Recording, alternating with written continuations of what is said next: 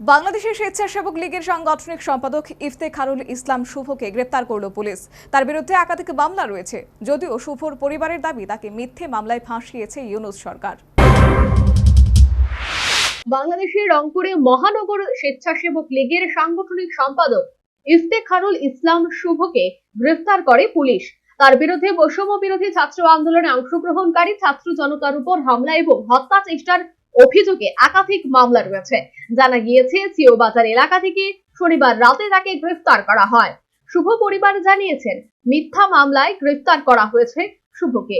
বাংলাদেশে কার্যত অরাজকতা চলছে। অভিযোগ, যারা আওয়ামী লীগের সঙ্গে যুক্ত ছিল না বা যুক্ত আছে তাদের একের পর এক মিথ্যা মামলায় ফাঁসানো হচ্ছে।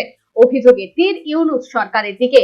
রংপুর কোতোয়ালি থানার ওসি আতাউর রহমান জানান, ইফতেখারুল ইসলাম আওয়ামী লীগ সরকারের পতনের পর গ্রেফতার এড়াতে আত্মগোপনে ছিলেন। তার বিরুদ্ধে রংপুর কোতোয়ালি থানায় বৈষম্য বিরোধী ছাত্র আন্দোলনের হামলা এবং হত্যার চেষ্টার অভিযোগে আহত মামুনুর রশিদ মামুন, আহত জয়নাল আবিদিন বাপ্পি, আহত রমজান আলী এবং আহত শহীদুল ইসলাম পৃথক 4টি মামলা করেছে। 35 বছর বয়সী ইফতেখারুল ইসলাম শুভ রংপুর নগরীর মাহিগঞ্জ ধুমখাটিয়া এলাকার বাসিন্দা বলে জানা গেছে।